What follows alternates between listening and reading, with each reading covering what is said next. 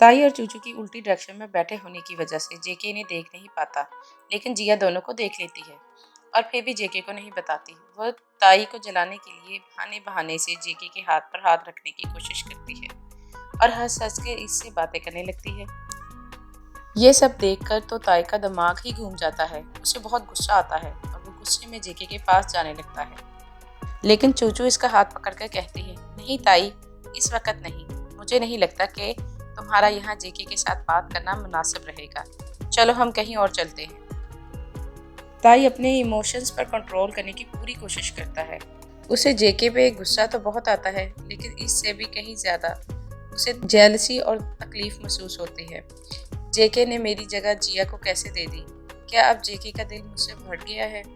इस वक्त इसके दिमाग में बस यही बातें घूम रही होती हैं और हर चीज़ सिर्फ और सिर्फ हाँ की तरफ इशारा कर रही होती है, क्योंकि ना सिर्फ जिया जेके के लेवल की थी, बल्कि इसमें एक सक्सेसफुल बिजनेसमैन वोमन की तमाम क्वालिटीज़ भी थी।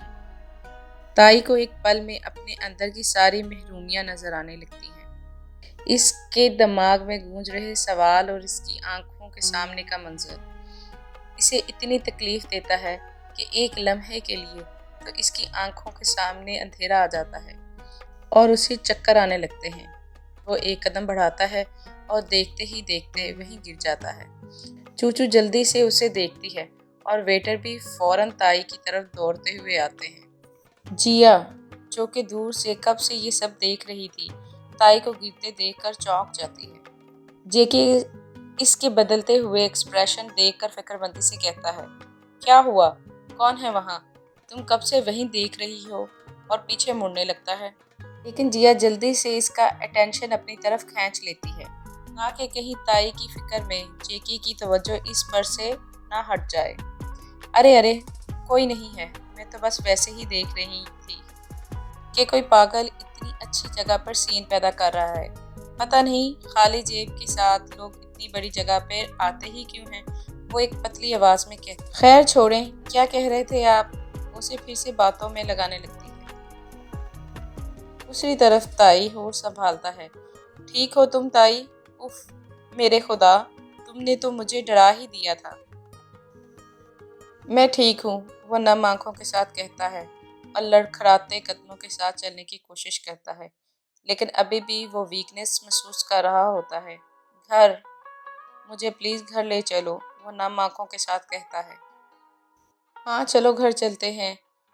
फिर वो खुद ड्राइव करके ताई को घर वापस लेकर आती है।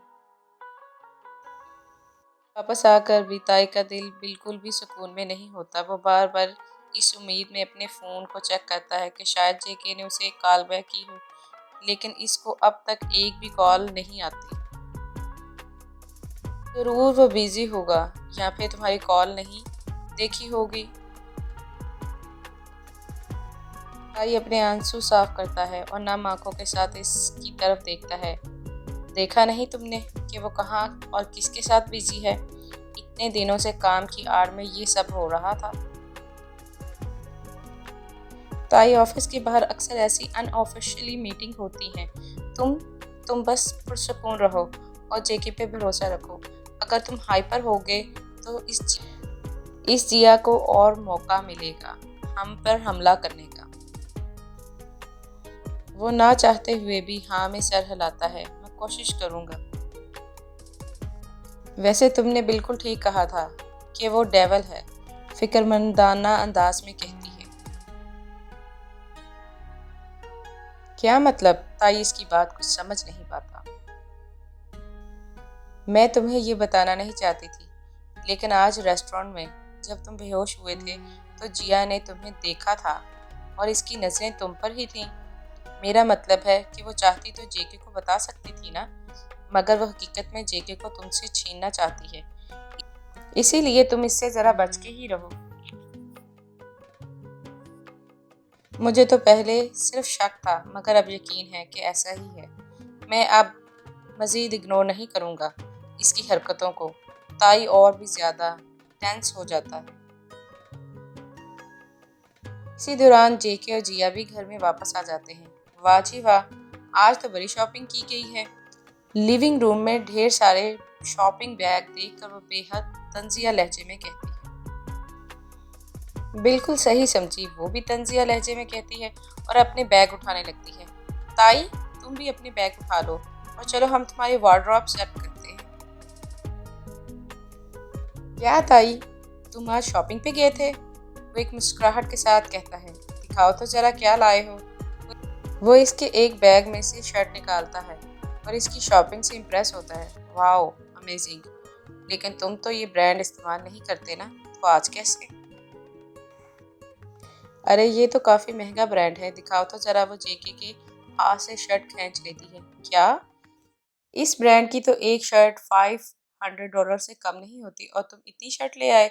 वो बुलंद आवाज़ और रफ लहजे में कहती है। इसका लबो लहजा काफ़ी अथॉरिटिव और रूड था और वो यूं हैरान हो रही थी गोया ताई ने इसकी जेब से शॉपिंग की हो। $500 नहीं मिस, $700 ओनली। और ये वाली देखो, $1000 की है। वो क्या है ना, ताई की पसंद काफ़ी महंगी है।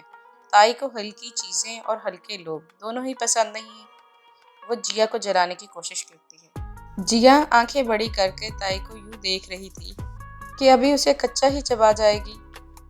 हाँ, ये तो तुमने सही कहा कि ताई की चॉइस बड़ी महंगी है, और महंगी हो भी क्यों नहीं। कौन सा इसकी जेब से पैसे जाने हैं। जेके बेचारा दिन रात खून पसीना एक करके पैसा कमाता है और ये घर बैठे बैठे उड़ा रहा है। जिया, वो बुलंद आवाज में उसे टोकता है। इसे जिया की ये चीप हरकत बिल्कुल भी पसंद नहीं आती। ताई इसका तंज समझ आता है लेकिन कोई खास रिएक्शन नहीं देता। वो खामोशी से इसके हाथ से शर्ट पकड़ता है और सर झुकाए बैग में डालने लगता है। फिक्र मत करो, इसके पैसे जेके ने नहीं दिए, वो धीमी आवाज और धीमे लहजे में कहता है। अच्छा, वो डिफेंसिव स्टाइल में हाथ बांध कर कहती है। जेके नहीं तो और किसके पैसे हैं?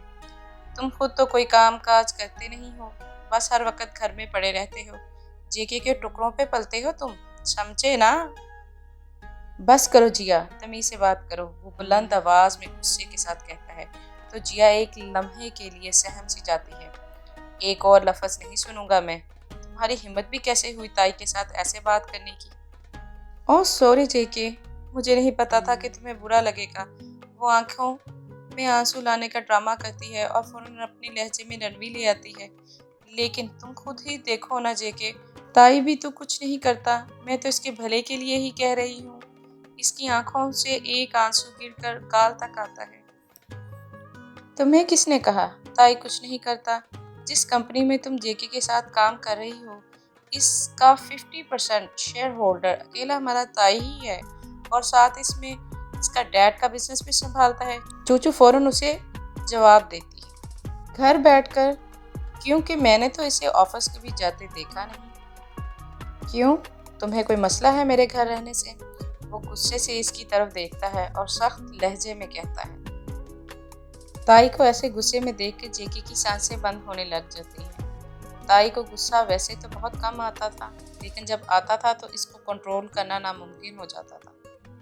इससे पहले कि वो गुस्से में आकर कुछ उल्टा सीधा कह के जिया को मजलूम साबित करता, चूचू फौरन उसे वहां से ले जाने की कोशिश करती है। चलो ना ताई, रूम में जाकर चीजें सेट करते हैं। वो ताई के कंधे पर हाथ रखकर कहती है।